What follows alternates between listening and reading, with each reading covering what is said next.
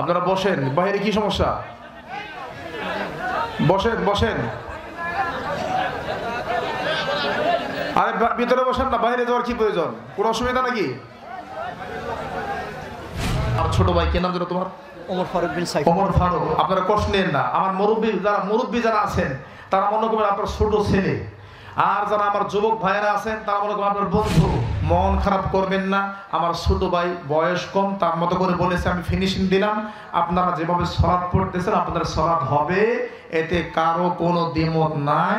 একটু এদিক সেদিক থাকতে পারে, আল্লাহ আমাদের সবাইকে সেটা বোঝার তৌফিক দান করুক, আল্লাহ আমিন। সাদেক মামা সহ লালু ভাই সহ ভিতরে আসার জন্য অনুরোধ করছি। প্রথম কথা একটু শুনতে হবে প্লিজ। হানাফি, শাফি, মালিকি, হাম্বলি, চার মাযহাবি, ঠিক না? আলহামদুলিল্লাহ, মাযহাব চারটাই সঠিক, কারণ চার ইমাম তারা তাদের সিদ্ধান্ত যেটা দিয়েছেন, আলহামদুলিল্লাহ চারজন ইমামই আল্লাহ তাদেরকে জ্ঞান দিয়েছেন, বুদ্ধি দিয়েছেন, তারা সঠিক সিদ্ধান্ত দিয়েছেন। দেখেন তো চার ইমাম কি বলেছেন।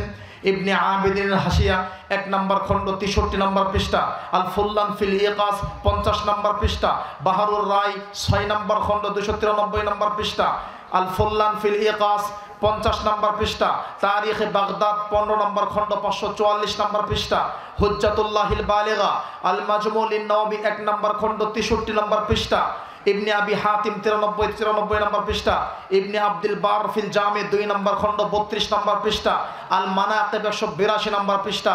চার ইমামের বক্তব্য ক্লিয়ার, পরিষ্কার। আমাদের ইমামে আজম, সম্মানিত ইমাম আবু হানিফা রাহিমাহুল্লাহ, সকল ইমামদের ইমাম, শাফি, মালিক, আহমদ বিন হাম্বল, হাজার হাজার লক্ষ লক্ষ ছাত্রদের টিচার ইমামে আজম ইমাম আবু হানিফা রাহিমাহুল্লাহ। এতে কারো দ্বিমত নাই, এতে কারো সন্দেহ নাই। যারা পড়াশোনা করে না, যারা জানে না, তারাই দ্বিমত পোষণ করতে পারে। আপনারা শুনে খুশি হবেন, আমি যে বিশ্ববিদ্যালয় থেকে পড়াশোনা করে এসেছি, পৃথিবীর অন্যতম একটা ইউনিভার্সিটি মদিনা ইসলামী বিশ্ববিদ্যালয়, সেই মদিনা ইসলামী বিশ্ববিদ্যালয়ে 170টা দেশের ছেলেরা পড়াশোনা করে। 170টা দেশ, 170 জন ছাত্র না, পৃথিবীতে দেশ আছে 206টা। 206টার মধ্যে 170টা দেশের ছেলেরা পড়াশোনা করে। সুবহানাল্লাহ। ওই মদিনা ইউনিভার্সিটিতে একটা ডিপার্টমেন্ট আছে, একটা ডিপার্টমেন্ট কুল্লিয়াতুশ শরিয়া, কুল্লিয়াতুশ শরিয়া। ওখানে ইমাম আবু হানিফা রহিমাহুল্লাহর ফিক পড়ানো হয়।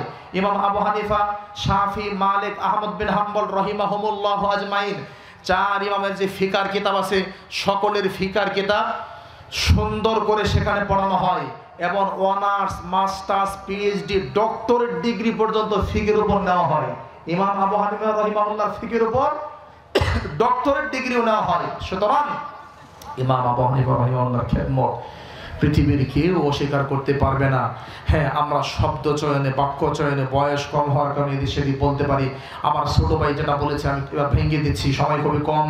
ছোট ভাই বলেছে পায়ে পা, কাঁধে কাঁধ লাগানো, এটা সালাতের মধ্যে লাগাতে হবে, না লাগাইলে কি ফাকাদ দাল্লা দালালাম মুবিনা, সে পথভ্রষ্ট হয়ে যাবে। দলিল দিয়েছে কোরআন কারীম পারা নাম্বার 22, আমার মনে আছে আলহামদুলিল্লাহ, পারা নাম্বার 22 পৃষ্ঠা নাম্বার 2 লাইন নাম্বার 1 থেকে 2 সূরাতুল আহজাব। সে বলছে পায়ে পা, কাঁধে কাঁধ লাগাইতে হবে, না লাগাইলে পথভ্রষ্ট হয়ে যাবে। জোরে আমিন বলতে হবে, জোরে আমিন না বললে পথভ্রষ্ট হয়ে যাবে। বুকের উপর হাত বাঁধতে হবে, না বাঁধলে পথভ্রষ্ট হয়ে যাবে। আসলেও বিষয়টা এরকম নয়। সুন্নাহর ক্ষেত্রে ভালো করে মনে রাখবেন, কিছু সুন্নাহ আছে ওয়াজিব পর্যায়ে, সেটা মানতেই হবে। আর কিছু সুন্নাহ আল্লাহ নবীর সুন্নাহ, যেটা একাধিক রিওয়ায়াত পাওয়া যায় সুন্নাহ, সেই সুন্নাহগুলোর ক্ষেত্রে 3টা বিষয় মনে রাখবেন। 1, সুন্নাহ যদি মানেন 10টা নেকি পাবেন। 2, কেউ যদি আমল করেন না, করছেন না, এতে আপনি নেকি থেকে বঞ্চিত হবেন, কিন্তু আপনার নামাজ হবে না। পৃথিবীর কোনো পাগল ওই ফতোয়া দিতে পারবে না। ভালো করে বুঝবেন, বক্তব্য ক্লিয়ার করি। সুন্নাহ যদি আমল না করেন, বুকের উপর হাত ধরা, নাভির নিচে হাত ধরা, বুকের উপর হাত ধরার হাদিস সহিহ, নাভির নিচেটা নিয়ে কেউ আপত্তি করেছে, আমি জাস্ট বলতেছি বোঝানোর জন্য। পায়ে পা, কাঁধে কাঁধ লাগানো, সহিহ বুখারী দেওবন্দের প্রিন্ট, মূল ভলিউম 100 নম্বর পৃষ্ঠা, 21 নম্বর লাইন, 76 নম্বর অধ্যায়, 716 নম্বর হাদিস আছে পায়ে পা, কাঁধে কাঁধ লাগানো। যারা লাগাচ্ছে না তাদের নামাজ কি হবে না? নামাজ হবে, হয়তো ওটি নেকিতে কম বেশি হতে পারে, তাই না? আমি যেটা বলতে যাচ্ছি আমার ভাই, যেখানে এখানে আমাদের বেশিরভাগ হানাফি মাযহাবের বাইরে আছে, আমরা তাদের আলেমদের সাথে একটা কথা বলতে পারি, কিন্তু সাধারণ মানুষ যারা আছে, আচ্ছা যাই হোক, আমার ছোট ভাই যেটাই বলেছে সব কথার ফিনিশন হলো আমার ভাই 3টা কথা মনে রাখবেন। এক, সুন্নাহ যদি মানেন 10টা নেকি পাবেন। দলিল এই যে কোরআন, পারা নাম্বার 8 পৃষ্ঠা নাম্বার 9 লাইন নাম্বার 5 সূরাতুল আনআম আয়াত নাম্বার 151 থেকে 53, মান জাআ বিল হাসানা ফালাহু আশরু আমসালিহা। একটা ভালো আমল করলে 10টা নেকি দিবেন কে? আল্লাহ।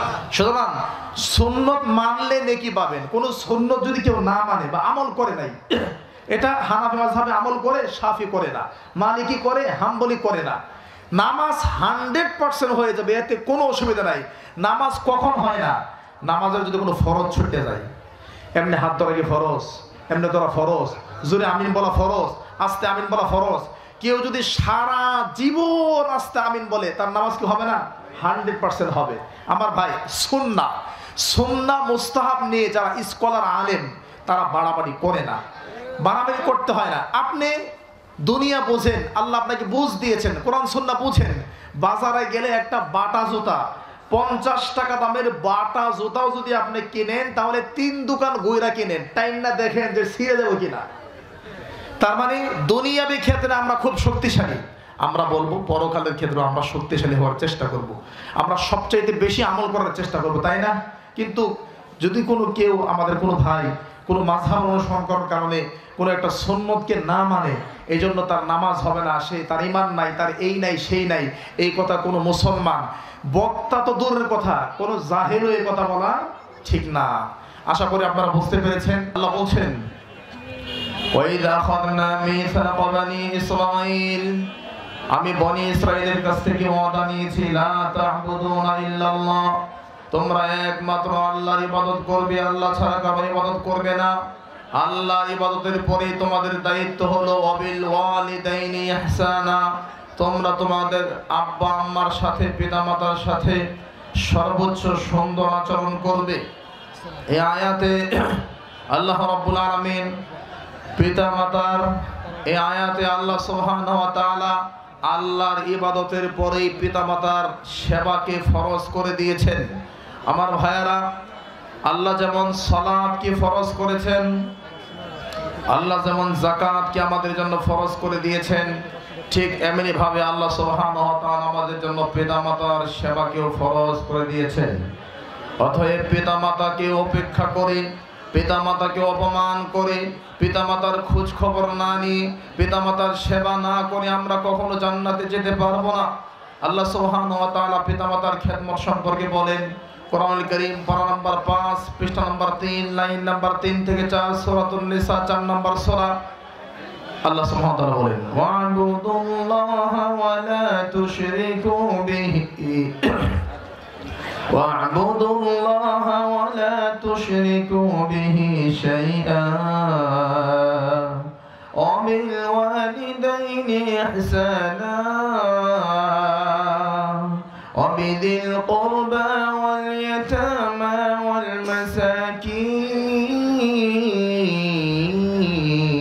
والمساكين والجار ذي القربى والجار الجنب والصاحب بالجنب وابن السبيل। আল্লাহ বলছেন, ওয়া'বুদুল্লাহ, পৃথিবীর মানুষ একমাত্র আল্লাহর ইবাদত করো, আল্লাহ ছাড়া আর কারো ইবাদত চলবে না। ওয়ালা তুশরিকু বিহি শাইআ, আল্লাহর সাথে শিরিক করিও না। ওয়াবিল ওয়ালিদাইনি ইহসানা, আর আব্বা আম্মার সাথে, পিতামাতার সাথে সর্বোচ্চ ভালো আচরণ করিও। পিতামাতার সাথে খারাপ আচরণ করলে জাহান্নামে যেতে হবে। পিতামাতার খেদমত না করলে, পিতামাতাকে অসন্তুষ্ট করলে জাহান্নামে যেতে হবে, সেটা আল্লাহ সুবহানাহু ওয়া তাআলা আরেকটা আয়াতে বলে দিয়েছেন। কোরআনুল কারীম 8 নম্বর পারা 7 নম্বর পৃষ্ঠা 11 নম্বর লাইন সূরাতুল আনআম 150 থেকে 51 নম্বর আয়াত। আল্লাহ বলছেন, قل تعالوا أتل ما حرم ربكم عليكم ألا تشركوا به شيئا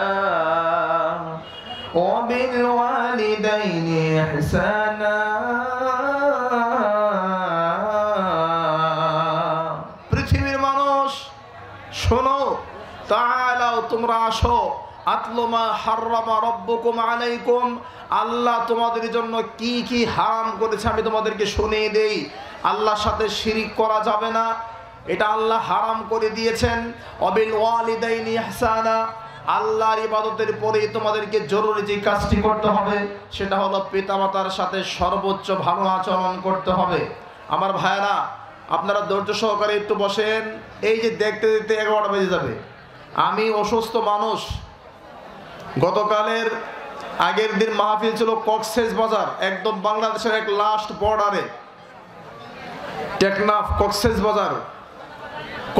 বাজার থেকে মাহফিল করে কালকে চট্টগ্রাম হয়ে কুমিল্লা হয়ে মাহফিল করে রাত্রে 3টায় ঢাকায় পৌঁছেছি। সকাল 7টা থেকে 12টা পর্যন্ত ক্লাস নিয়েছি। অসুস্থ শরীর নিয়ে আসছে, এখনো মাথা ব্যথা। এই যে 1টা ঘন্টা আপনাদের কাছে আমি মেহমান, অনুরোধ করতেছি আপনারা বসেন। আমার ছোট ভাই, আমার এই ভাই দুটা কথা বলেছে, কোরআন সুন্নাহ দিয়ে বলেছে, হয়তো বলার ভঙ্গিমা বা একটু ভুল হয়েছে, সেটা আমি ফিনিশিং করে দেবো ভাইয়েরা। যেহেতু কোরআনের আয়াত পড়তেছি, আল্লাহর রাস্তে আমি মেহমান আপনাদের, প্রায় 400 কিলোমিটার জার্নি করে আসছি।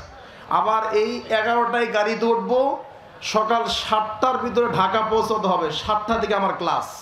আমি একজন শিক্ষক মানুষ, মাদ্রাসায় পড়াই, দাওরা হাদিসে পড়াই, আলেম তৈরি করি। অতএব ভাইয়েরা যারা রাস্তায় দাঁড়ায় আছেন, আপনাদের কাছে অনুরোধ করতেছি, আমি আপনাদের মেহমান, আর বাকি জীবনে নাও আসতে পারি, যদি রিজিক থাকে আসা হবে। উনিও মেহমান, আপনারা দয়া করে ভিতরে বসে যান। ইনশাআল্লাহ বিইذনিল্লাহ আমরা 1 ঘন্টার মধ্যে আলোচনা শেষ করে দিব। এবং আমার এই ভাই যা বলেছে আমি সেটা ইনশাআল্লাহ ছোট্ট একটা ফিনিশিং দিয়ে দেবো ইনশাআল্লাহ। আমার ভাইয়েরা বসেন, আপনারা অনুগ্রহ করে বসেন, কারণ রাসূলুল্লাহ সাল্লাল্লাহু আলাইহি ওয়াসাল্লাম বলছেন মুমিন তো তারাই যারা মান কানা ইউমিনু বিল্লাহি ওয়াল ইয়াউমিল আখির ফালইউকরিম দাইফা, মেহমানকে সম্মান করা, মেহমানকে সম্মান জানানো, এটা আমাদের সকলের নৈতিক দায়িত্ব। আমার ভাইয়েরা, এলাকার ওলামায়ে কেরাম, আমাদের মুফতি সাহেবগণ, মুহাদ্দিস সাহেবগণ, তারপরে মুয়াজ্জিন সাহেব যারা আছেন, বিভিন্ন মাদ্রাসার শিক্ষক যারা আছেন, ওলামায়ে কেরাম যারা আছেন, সকলকে আমরা অনুরোধ জানাবো। আলহামদুলিল্লাহ, এই তো ওলামায়ে কেরাম আলহামদুলিল্লাহ সবাই, পরিস্থিতি ঠান্ডা হয়ে গেছে, কত সুন্দর। আমাকে আধা ঘন্টা টাইম দেন, আমি অসুস্থ মানুষ, আধা ঘন্টা টাইমে কথা বলে চলে যাবো ইনশাআল্লাহ। আর যেটা হয়েছে এটা আমি ফিনিশিং দিয়ে দেবো ইনশাআল্লাহ। আমার ভাইয়েরা, বলছিলাম পিতামাতার খেদমত সম্পর্কে। পিতামাতার খেদমত সম্পর্কে আমি বেশি সময় কথা বলবো না ইনশাআল্লাহ, একটু খেয়াল করেন। পিতামাতার মাধ্যমে আল্লাহ পৃথিবীতে আমাদেরকে পাঠিয়েছেন, এই কথা ভুলে গেলে চলবে না আমার ভাই। The child is the born by the wife. একজন স্ত্রীর মাধ্যমে একটা সন্তান পৃথিবীতে আসে। There is no alternative option of the breast of mother for the children. পৃথিবীতে আমরা যখন এসেছি, পৃথিবীতে আসার পরে আমার মায়ের দুধ ছাড়া, আপনার মায়ের দুধ ছাড়া আমাদের বিকল্প কোনো খাবার ছিল না। পৃথিবীতে আসার পরেই আল্লাহ মায়ের দুধ চালু করে দিয়েছে, আমরা সেই দুধ খেয়েছি, মায়ের দুধ টেনেছি। 2 বছর, কেউ আরো বেশি মায়ের দুধ পান করেছি। সেই মায়ের অনেক অনেক অধিকার, অনেক হক রয়েছে। আর বাবা তো কত কষ্ট করেছেন তার হিসাবই নাই। রাত নাই, দিন নাই, গরম নাই, ঠান্ডা নাই, দিন রাত পরিশ্রম করে মাথার ঘাম পায়ে ফেলে বাবা আমাকে আপনাকে মানুষ করিয়েছেন।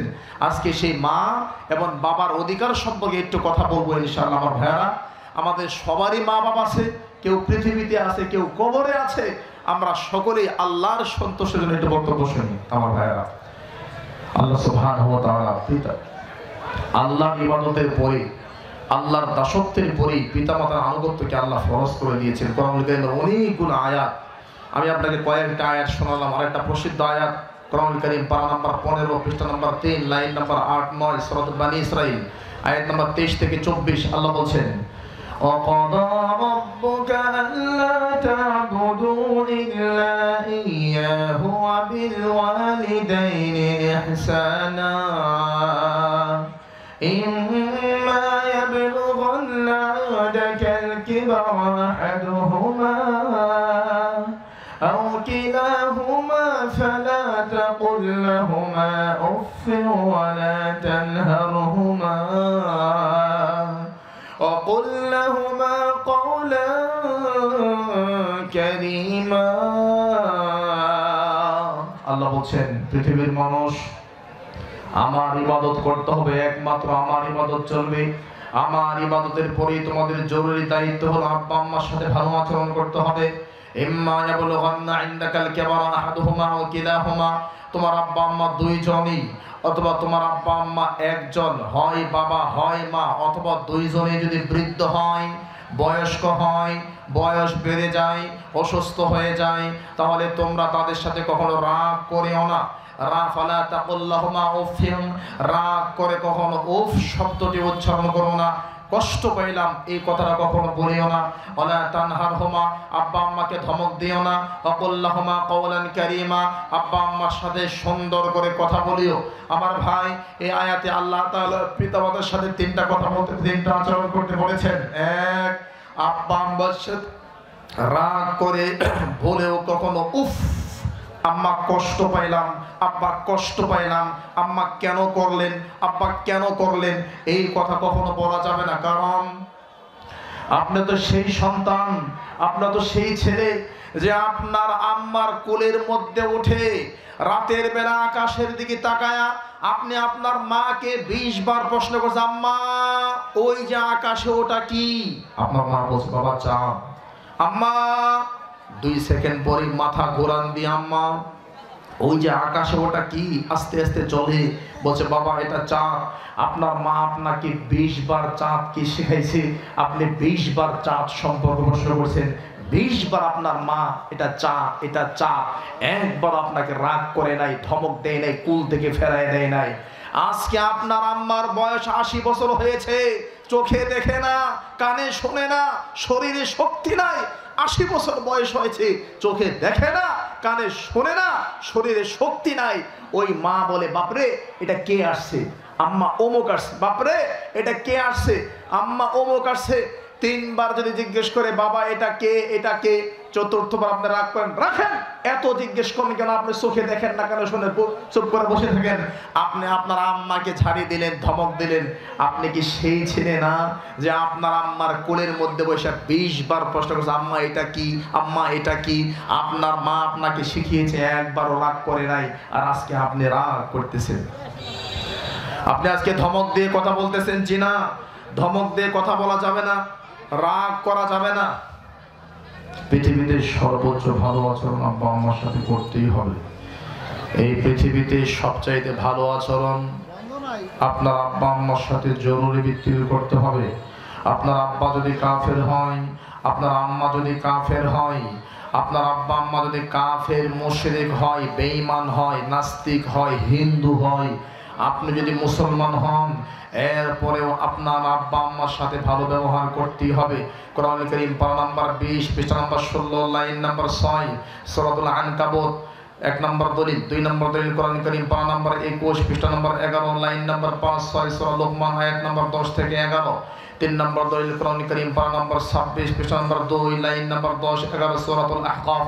3টা আয়াতে আল্লাহ বারবার স্মরণ করে দিয়েছে, আব্বা আম্মা যদি কাফের হয়, আপনার আব্বা হিন্দু, আপনি মুসলমান, আপনার আব্বা হিন্দু হলেও তার সাথে ভালো আচরণ করতে হবে। আপনার আম্মা ইহুদি, আপনার আম্মা কাফের, আপনি মুসলমান, আপনার আব্বা আম্মা কাফের হলেও তার সাথে ভালো ব্যবহার করতে হবে। দলিল কোরআন কারীমের 20 নম্বর পারা 16 নম্বর পৃষ্ঠার 5 থেকে 6 নম্বর লাইন সূরা আনকাবুত। আল্লাহ বলছেন وَوَصَّيْنَا الْإِنسَانَ بِوَالِدَيْهِ حُسْنًا وَإِنْ جَاهَدَاكَ لِتُشْرِكَ بِي مَا لَيْسَ لَكَ بِهِ عِلْمٌ فَلَا تُطِعْهُمَا। আল্লাহ বলছেন ওয়াসাইনাল ইনসানা বিওয়ালিদাইহি হুসনা, আমি পৃথিবীর মানুষকে আদেশ করেছি, পৃথিবীর মানুষের জন্য ফরজ করে দিয়েছি আব্বা আম্মার সাথে ভালো আচরণ করতে হবে। ওয়াইন জাহাদাকা লিতুশরিকা বি, তোমার আব্বা আম্মা যদি তোমার সাথে খারাপ আচরণ করতে বলে, তোমার আব্বা আম্মা যদি বলে আল্লাহর সাথে শিরিক করো, তোমার আব্বা যদি বলে আল্লাহর সাথে শিরিক করো, তোমার আম্মা যদি বলে এই তুমি তুমি তুমি আল্লাহর সাথে শিরিক করো, তাহলে তোমার আব্বা আম্মার এই কথাটা শুনিও না, আমার সাথে শিরিক করা যাবে না। যতক্ষণ পর্যন্ত তোমার আব্বা আম্মা কোরআন সুন্নাহর কথা বলবে, যতক্ষণ পর্যন্ত তোমার আব্বা আম্মা দ্বীনের কথা বলবে, আল্লাহর বিরুদ্ধে বলবে না, ততক্ষণ পর্যন্ত তোমার আব্বা আম্মা মুশরিক হলেও তাদের কথা শোনো। শোনো, তোমার আব্বা আম্মা কাফির হোক মুশরিক হোক, অসাহিবুহুমা ফিদ দুনিয়া মা'রুফা, তুমি তোমার আব্বা আম্মার সাথে ভালো আচরণ করতে হবে। কারণ ইলাইয়া মারজিউকুম ফাউনাব্বিউকুম বিমা কুনতুম তা'মালুন, তোমাদের সবাইকে আল্লাহর কাছে ফিরে যেতে হবে। পিতামাতার অবাধ্য সন্তান, পিতামাতার উপর অন্যায়কারী সন্তান, এই সন্তান যখন অন্যায় করে আল্লাহর কাছে যাবে, আল্লাহ তাকে মারাত্মক শাস্তির সম্মুখীন করবেন।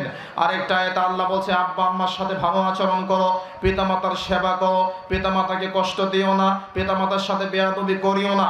কারণ পিতামাতা তোমার জান্নাত, পিতামাতাই তোমার জাহান্নাম। কোরআন কারীম দলিল, পারা নম্বর 21, পৃষ্ঠা নম্বর 11, লাইন নম্বর 5, 6, 7 সূরা লুকমান আয়াত নম্বর 9, 10, 11 এর মধ্যে পেয়ে যাবেন। আল্লাহ বলছেন وَإِنْ جَاهَدَاكَ عَلَىٰ أَن تُشْرِكَ بِي مَا لَيْسَ لَكَ بِهِ عِلْمٌ فَلَا تُطِعْهُمَا وَصَاحِبْهُمَا فِي الدُّنْيَا مَعْرُوفًا।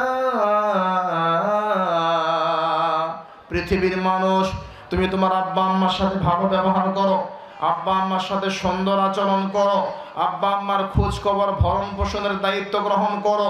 আব্বা আম্মাকে কষ্ট দিও না। কেন কষ্ট দিবে জানো?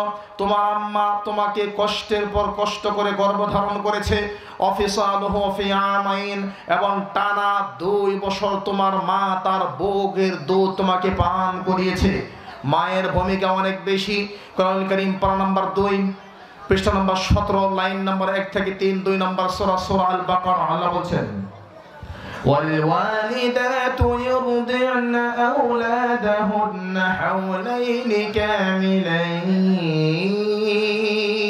তোমাদের মা, তোমাদের কলিজার টুকরা আম্মা, তোমাদের সম্মানিত আম্মা তোমাদেরকে নিজের বুকের দুধ খাওয়াইছেন টানা 2 বছর। অতএব আম্মার সাথে খারাপ আচরণ করা যাবে না, ভালো আচরণ করতে হবে। কেন? শুধু দুধ খাওয়াই শেষ করে নাই। আমার ভাই, আপনারা যারা এখানে আছেন, একটু বুকের মধ্যে হাত দিয়ে বলেন, আজকে যদি আপনার পেটের মধ্যে একটা 10 কেজি ওজনের পাথর বেঁধে দেওয়া হয়, রংপুর মেডিকেলে গেছেন, রংপুর মেডিকেলের ডাক্তার আপনাকে বলেছে 10 মাস 10 দিন আপনার পেটের মধ্যে একটা 10 কেজি ওজনের পাথর বেঁধে রাখতে হবে। ডাক্তার বলছে আপনার যে রোগ হয়েছে, এই রোগের চিকিৎসা কি জানেন? কি চিকিৎসা ডাক্তার সাহেব? একটা 10 কেজি ওজনের পাথর 10 মাস 10 দিন আপনার পেটের মধ্যে বেঁধে দিব। এটা নিয়ে থাকতে হবে, এটা নিয়ে ঘুমাইতে হবে, এটা নিয়ে খাইতে হবে, এটা নিয়ে কাম করতে হবে।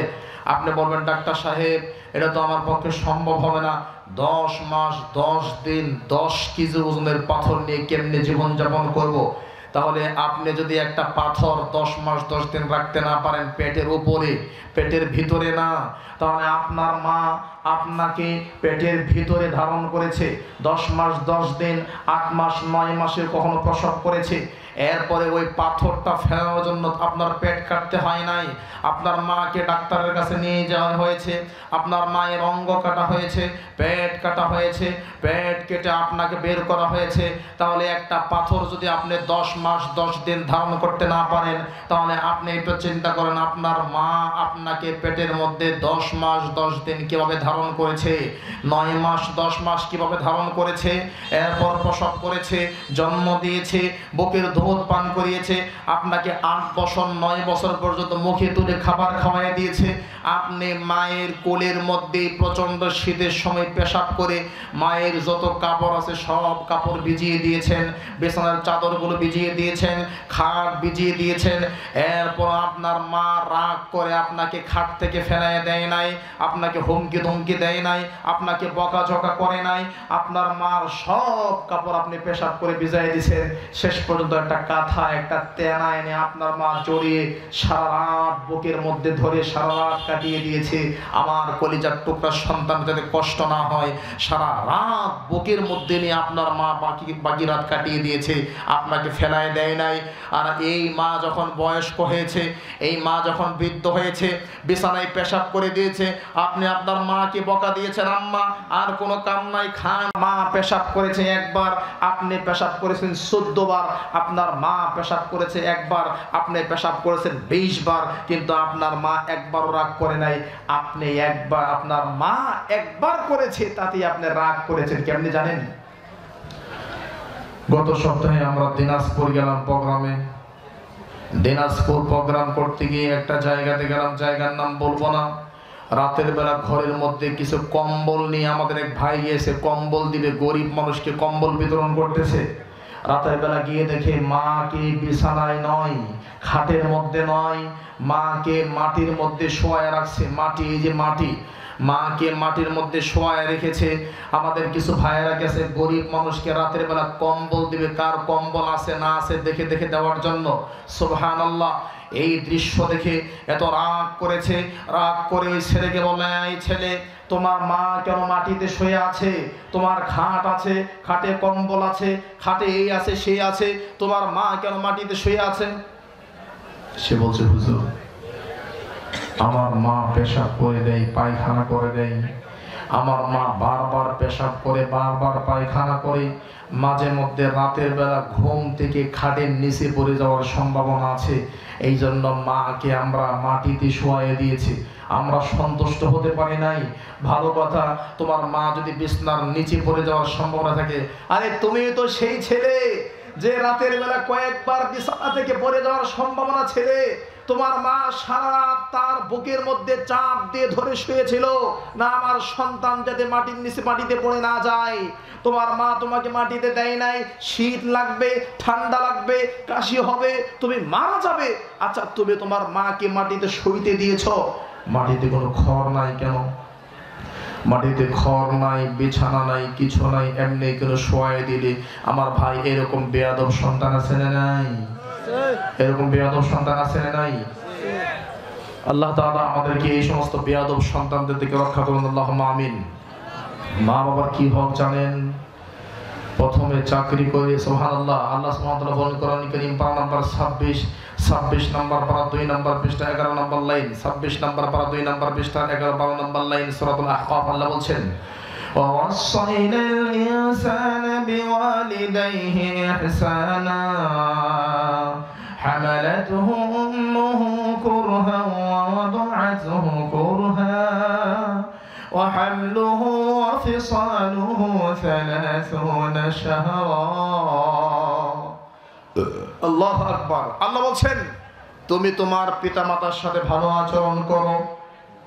হামালাতহু উম্মুহু কুরহা ওয়া ওয়াদাআতহু কুরহা, তোমার মা কষ্টের পর কষ্ট করে তোমাকে গর্ভে ধারণ করেছে।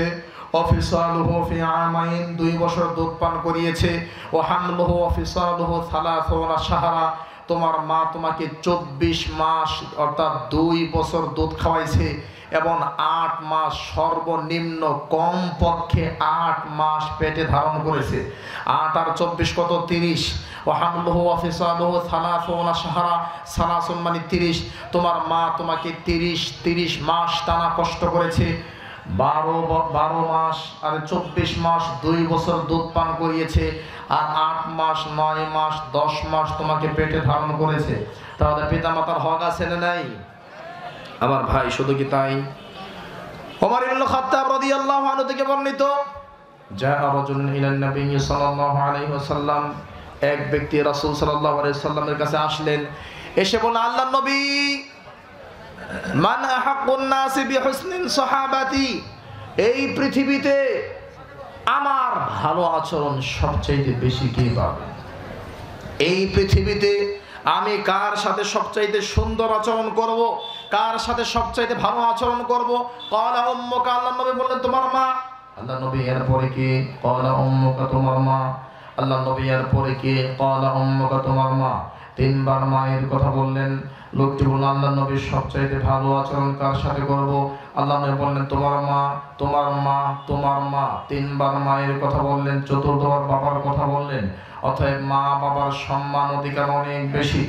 রাসূল সাল্লাল্লাহু আলাইহি সাল্লামকে সাহাবী প্রশ্ন করলেন, আল্লাহ নবী পিতামাতা কি জিনিস? তখন নবী সাল্লাল্লাহু আলাইহি সাল্লাম বললেন, হুমা নারুকা ওয়া জান্নাতুকা, তোমার পিতামাতাই তোমার নাক, তোমার পিতামাতাই তোমার জান্নাত, তোমার পিতামাতাই তোমার জাহান্নাম। আমার ভাই, শুধু কি তাই? পিতামাতার সাথে খারাপ আচরণ করলে আপনাকে জাহান্নামে যেতে হবে। পিতামাতার সাথে খারাপ আচরণ করলে এটা জুলুম হবে।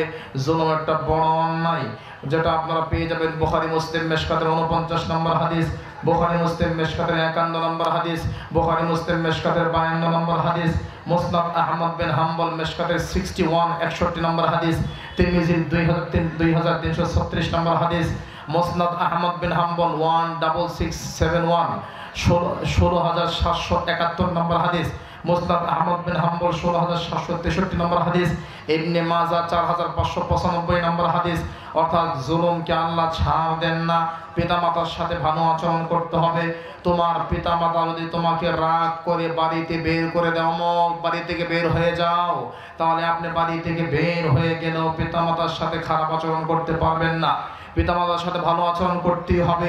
পিতামাতা যদি আপনাকে রাগ করে বাড়ি থেকে বের করে দেয়, বের করে দিলেও আপনি পিতামাতার সাথে ভালো আচরণ করতে বাধ্য, করতেই হবে, এতে কোনো ছাড় নেই। শুধু কি তাই? রাসূল সাল্লাল্লাহু আলাইহি সাল্লাম বলেন, রাগিমান ফরজুলিন, ওই ব্যক্তি ধ্বংস হয়ে যাক।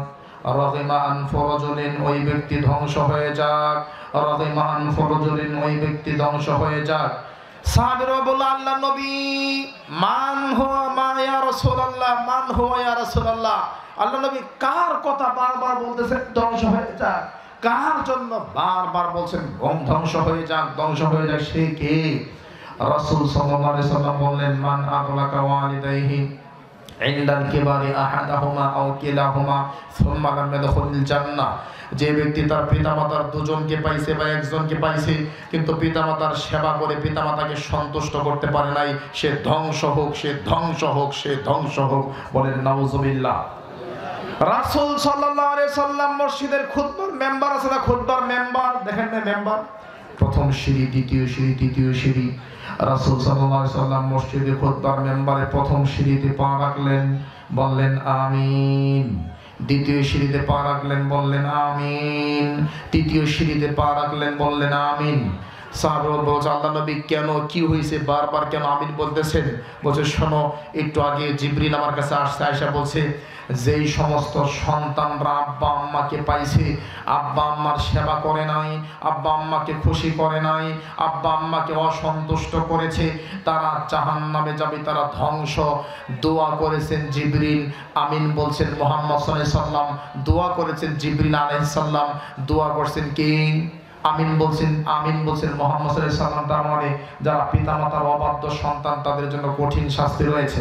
আমার ভাইয়েরা, পৃথিবীতে শাস্তি তিন ধরনের। এক, কিছু শাস্তি দুনিয়াতেই হয়ে যাবে। দুই, কিছু শাস্তি আল্লাহ পরকালে দিবেন। তিন, কিছু শাস্তি আল্লাহ দুনিয়াতেও দিবেন, পরকালেও দিবেন। সেটা কি জানেন? পিতামাতার অবাধ্য সন্তান, যারা পিতামাতার সাথে খারাপ ব্যবহার করে, পিতামাতার অবাধ্য সন্তানকে আল্লাহ দুনিয়াতেও শাস্তি দিবেন, পরকালেও শাস্তি দিবেন। বলেন নাউজুবিল্লাহ। রাসূল সাল্লাল্লাহু আলাইহি সাল্লাম বলেন, রিদার রাব্বি ফি রিদাল ওয়ালিদি ওয়া সাখতির রাব্বি ফি সাখতিল ওয়ালিদি। পিতামাতার সন্তুষ্টি আল্লাহর সন্তুষ্টি, পিতামাতার অসন্তুষ্টি আল্লাহর অসন্তুষ্টি। তার মানে পিতামাতার সাথে যেই কোনো আপনাকে ভালো আচরণ করতেই হবে। আমার প্রিয় ভাইরা, আমি আপনাদেরকে কষ্ট দেব না। আমার প্রিয় ভাইরা, পিতামাতার সেবা সম্পর্কে আমরা কথা বললাম। এবার আমার আরেকটা বিষয় রয়েছে, সেটা হলো নারী এবং পুরুষ, স্বামী এবং স্ত্রীর অধিকার। আমাদের মাহফিলে মা বোনরা আসে নাই, না আসলেও মাইকে শুনতেছেন। স্বামী স্ত্রীর অধিকার সম্পর্কে আমাকে মাহফিল কমিটি একটু কথা বলতে বলেছেন। স্বামী স্ত্রীর অধিকার আল্লাহ দিয়েছেন, সকলের অধিকার আল্লাহ নিশ্চিত করেছেন। কোরআনুল কারীম পারা নাম্বার 2, পৃষ্ঠা নাম্বার 7, লাইন নাম্বার 9, 2 নম্বর সূরা সূরা আল বাকারা 186-87 নম্বর আয়াত। আল্লাহ নারী এবং পুরুষের অধিকার নিশ্চিত করেছেন। কোরআনুল কারীম 4 নম্বর পারা 17 নম্বর পৃষ্ঠা 9 নম্বর লাইন, সূরাতুন নিসা 4 নম্বর সূরা। নারী এবং পুরুষের অধিকার আল্লাহ দিয়েছেন। 3 নম্বর দলিল কোরআন কারীম পারা নম্বর 4 পৃষ্ঠা নম্বর 18 লাইন নম্বর 1 থেকে 14 সূরাতুন নিসা। নারী এবং পুরুষের অধিকার আল্লাহ নিশ্চিত করেছেন। কোরআন কারীম পারা নম্বর 5 পৃষ্ঠা নম্বর 2 লাইন নম্বর 9 সূরাতুন নিসা 4 নম্বর সূরা। আল্লাহ নারী এবং পুরুষদেরকে অধিকার দিয়েছেন। শুধু কি তাই, নারীর অধিকার কেমন, পুরুষের অধিকার কেমন আল্লাহ বলে দিয়েছেন। কোরআন কারীম পারা নম্বর 5 পৃষ্ঠা নম্বর 2 লাইন নম্বর 11 12 সূরাতুন নিসা 4 নম্বর সূরা। আমার ভাইয়েরা, শুধু কি তাই, কোরআন কারীম পারা নম্বর 5 পৃষ্ঠা নম্বর 3 লাইন নম্বর 1 থেকে 3 সূরাতুন নিসা। অসংখ্য আয়াতে আল্লাহ নারী এবং পুরুষের অধিকার নিশ্চিত করেছেন। আমার ভাইয়েরা, তার মধ্যে কয়েকটা আয়াত আপনাদেরকে শোনাতে চাই। আল্লাহ বলেন 2 নম্বর সূরা সূরা আল-বাকারা, হুন্না লিবাসুল লাকুম ওয়া আনতুম লিবাসুল লাহুম আলিমাল্লাহু আন্নাকুম কুনতুম تختانون أنفسكم فتاب عليكم وعفى عنكم। আল্লাহ বলেন নারীর যেমন অধিকার রয়েছে পুরুষের তেমনই অধিকার রয়েছে। আল্লাহ বলেন কোরআন কারীম 4 নম্বর পারা 17 নম্বর পৃষ্ঠা, للرجال نصيب مما ترك الوالدان والأقربون وللنساء نصيب مما ترك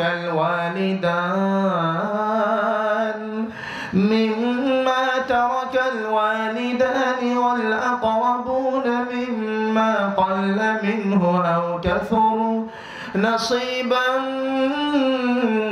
مفروضا। আল্লাহ বলছেন বাবার সম্পদে যেমন সন্তান মালিক হয়, বাবার সন্তানে তেমনি মেয়ে সন্তানও মালিক হবে। মায়ের সম্পদ যেমন ছেলে মেয়ে পায়, ছেলেও পায় মেয়েও পাবে। আত্মীয় স্বজন মারা গেলে আত্মীয় স্বজনের সম্পদ যেমন ছেলে পায় তেমনি মেয়ে পাবে। আল্লাহ সকলকে সমান, আল্লাহ সকলকে সম্মান দিয়েছেন, যার যতটুকু অধিকার ততটুকু দিয়েছেন। এমনকি নারীদের অধিকার সম্পর্কে রাসূল সাল্লাল্লাহু আলাইহি সাল্লাম বলেন পুরুষদেরকে 5টা কাজ করতে হবে। 1 আনতুতাইমাহা ইযা তুইমতা, আপনারা যারা পুরুষ আছেন, স্বামী আছেন, আপনারা যেটা খাবেন আপনার বউকে সেটাই খাওয়াবেন। আপনি ভালো খাবেন, বউকে ভালো খাওয়াবেন না, জিনা অন্যায় হবে। ওয়াতাকসুহা ইযা তাসাইতা, আপনি যেই দামি কাপড় পরবেন আপনার স্ত্রীকে সেই দামি কাপড়ই পরাতে হবে। ওয়ালা তাদরিবিল ওয়াজহা, রাগ করে আপনি আপনার স্ত্রীর চেহারায় মারতে পারবেন না। আপনারা তো রাগ করে বউয়ের চেহারার মধ্যে মারেন, হাতের মধ্যে মারেন, পায়ের মধ্যে মারেন, জিনা। রাগ উঠতেই পারে, কিন্তু রাগ করে ভুলেও কখনো স্ত্রীর চেহারায় মারতে পারবেন না। ওয়ালা তুকাব্বিহ, স্ত্রীকে গালিগালাজ করতে পারবেন না। ওয়ালা তাহজুর ইল্লা ফিল বাইত, এমন রাগ করে বাড়িঘর ছেড়ে কোথাও চলে যেতে পারবেন না। স্ত্রীরা মানুষ, তাদের সাথে খারাপ আচরণ করা যাবে না। মুসনাদ আহমদ বিন হাম্বল 61 নম্বর হাদিস, রাসূল সাল্লাল্লাহু আলাইহি ওয়াসাল্লাম বলেছে, রাসূল সাল্লাল্লাহু আলাইহি ওয়াসাল্লাম বলেছেন, মুআজ, জি আল্লাহর নবী শোনো, লা তারফা আনহুমা সাকাদাবা, তোমার ঘরের উপরে একটা আদবের লাঠি ঝুলবে, তোমার ঘরের দরজায় একটা আদবের লাঠি ঝুলবে।